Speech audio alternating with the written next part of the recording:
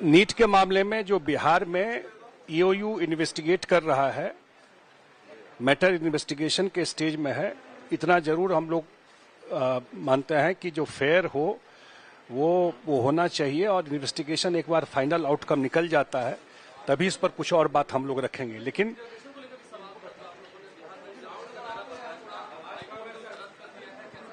नहीं, इस मामले में तो सरकार सुप्रीम कोर्ट जाएगी। जो रिजर्वेशन का मामला हाई कोर्ट में आया है अभी जजमेंट, और ये मुख्यमंत्री नीतीश कुमार जी का पर्सनल इनिशिएटिव, चाहे वो जातीय गणना हो, और गणना के बाद जो रिपोर्ट आया उसके बेसिस पर जो उन्होंने, जो आउटकम था उसके बेसिस पर जो उन्होंने फैसला लिया रिजर्वेशन का दायरा बढ़ाने का, या गरीब की संख्या काउंट करके उनको जो मदद करना है, वो सारी बात को लेकर के जो किया। तो और अगर जो कुछ जजमेंट आया है तो मुझे लगता है कि सरकार निश्चित आगे सुप्रीम कोर्ट इस मैटर को लेकर के जाएगी।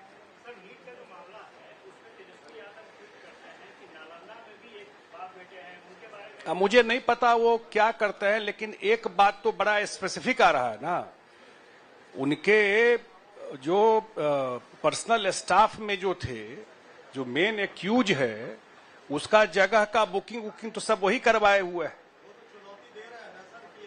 वो तो होगा ही जांच, चुनौती क्या देंगे? जब आदमी फंसता है तो चुनौती ही देता है ना। ये तो ओपन, अब तो किए ना, उस सब डिप्टी सीएम सारा डिटेल लेकर के दिए हैं आपको कि कैसे एनएचआई के गेस्ट हाउस में बुकिंग था, जो विद्यार्थी थे किसने बुकिंग कराया, कैसे वहां पर लोग रह करके कर रहे। तो सारी बात तो आ गई, तो सब तार उन्हीं के यहां से क्यों जुड़ जाता है? जब भी कोई इस टाइप का बात आता है तो इन्वेस्टिगेशन में तो आएगी ही बात, वो तो पार्ट हो गया इन्वेस्टिगेशन का। लेकिन इतना जरूर है कि नीट के मामले में जो बिहार पुलिस की जो इकोनॉमिक ऑफेंस विंग है, जो अब जांच पहले पटना पुलिस कर रही थी, क्योंकि दायरा बढ़ गया, इंटर स्टेट बात हो गई, तो ईओयू जांच कर रहा है। इन्वेस्टिगेशन के प्रोसेस में चीज है, उस पर बहुत बोलना ठीक भी नहीं है, क्योंकि लाखों लोगों का भविष्य जुड़ा हुआ बच्चों का इससे। तो एक बार फाइनल सारा इन्वेस्टिगेशन आ जाता है, इतना जरूर हम लोग कहते हैं कि हम लोग के यहाँ इन सब मामलों में हमेशा ही फेयर और न्याय होता है, तो वो होगा।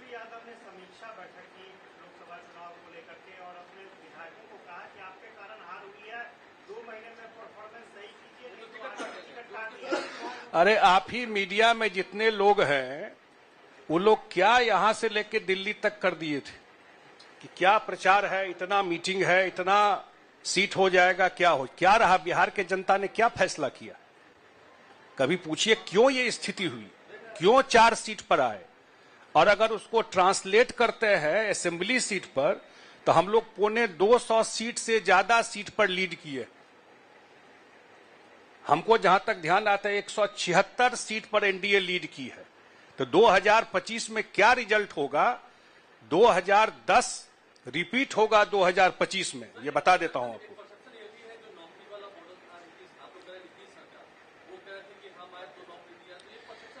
कोई परसेप्शन तो रिजल्ट में ना कन्वर्ट होना चाहिए था।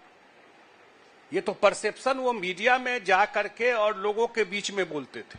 तो आप मुझे बताइए कि आप, जनता ने उसको एक्सेप्ट किया? जनता तो उनको 4 पे पहुंचा दिया, क्योंकि जनता सच्चाई जानती थी कि जो मुख्यमंत्री होते हैं वही मुखिया होते हैं सरकार के। तो बिना मुख्यमंत्री के कैसे हो सकता है भाई? वो तो गांधी मैदान में बोले थे। आज वो नहीं है, ताज बहाली नहीं हो रही है क्या? अभी तो बहाली इतनी बड़ी हो रही है। उनकी सरकार का एक ही काम था, आज भी लोगों के मेमोरी में वो आज भी है, कि जितने यहां पर लोग नौकरी देने वाले थे, चाहे होटल व्यवसायी हो, व्यापारी हो, सबको यहां से पलायन करवा दिया था। भूलना नहीं चाहिए इस बात को, और आज भी लोग नहीं भूला है इस चीज को। और अगले 1 साल में जो मुख्यमंत्री जी ने वादा किया है 10 लाख नौकरी, 10 लाख रोजगार, उससे ज्यादा 2025 से पहले हम लोग पूरा करके देंगे।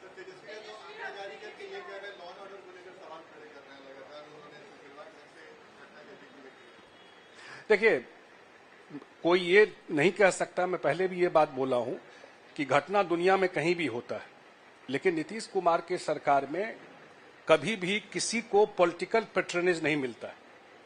कोई उनके घर से अन्य मार्ग से निकल करके नहीं कह सकता है कोई क्रिमिनल की हम ये किए, जो पुराना ट्रेट्स रहा है।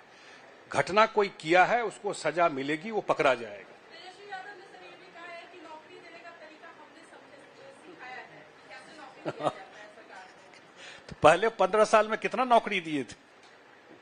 15 साल सरकार उन्हीं की थी ना, उसी की लेगेसी लेके चल रहे हैं ना। तो वो भी डेटा देना चाहिए कि हम जो 1990 से 2005 तक थे वो कितना नौकरी दिए थे, क्या नौकरी देते हैं, वो तरीका भी बिहार के जनता को पता है। तो क्या नौकरी में तो पता है ना कैसे, अभी तो चल रहा है इन्वेस्टिगेशन।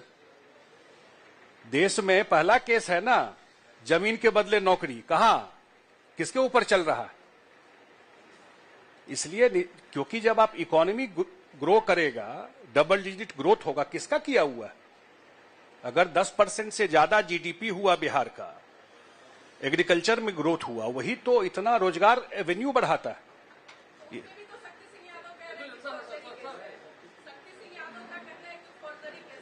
किस पर? अब वो तो इन्वेस्टिगेशन में है, कोर्ट में मैटर है। अब कोर्ट अगर कहेगा फर्जरी है तो फर्जरी होगा।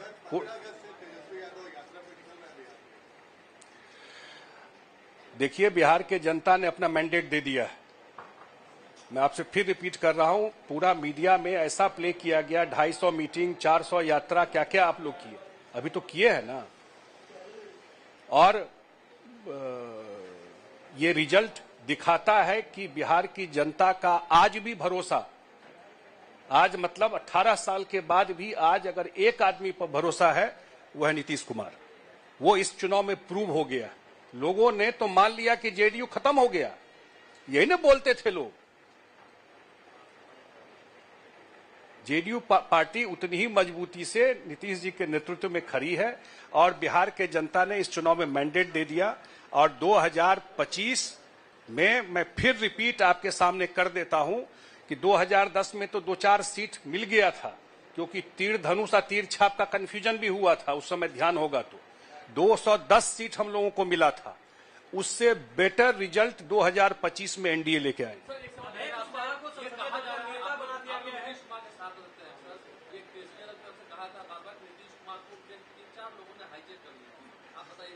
छोड़े, इस सब पर कोई टिप्पणी करने का कोई मतलब नहीं है। इस पर कोई टिप्पणी करने का कोई मतलब नहीं। सब चीजें ये उनका अपना मैटर है, किसको बनाते हैं नहीं बनाते। भले ही नहीं, क्योंकि ये पार्टी का एक नियम है कि एक सर्टेन टाइम के बाद राष्ट्रीय कार्यकारिणी होती है। और ये पार्टी कोई पारिवारिक पार्टी तो है नहीं कि घर में ही बैठ करके तय कर लिए। तो इसलिए दिसंबर में लास्ट मीटिंग हुआ था, आप लोगों को ध्यान होगा, दिल्ली में ही हुआ था राष्ट्रीय कार्यकारिणी की। पहले ही हो जाता, अब बैठक हो रही है और वहां पर जो एजेंडा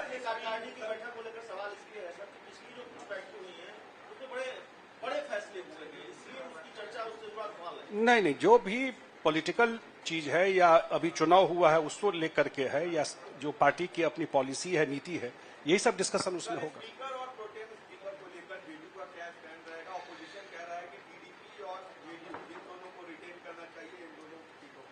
हम एनडीए एक मत है। अगर आप लोग मुख्यमंत्री जी का भाषण सुने होंगे दिल्ली में, जब उन्होंने सेंट्रल हॉल में एनडीए के पार्लियामेंट्री बैठक में दिया था, वही हमारे पार्टी की पॉलिसी है। और हम लोग पूरी तरह से एक साथ 5 साल सरकार चलेगी। और हम लोग जरूर इतना अपेक्षा करते हैं बिहार का जो अगला 5 साल है, केंद्र से मदद की बात हो, और जो 2025 का चुनाव है, बिहार का स्वर्णिम भविष्य अगले 5 साल में और होने वाला है।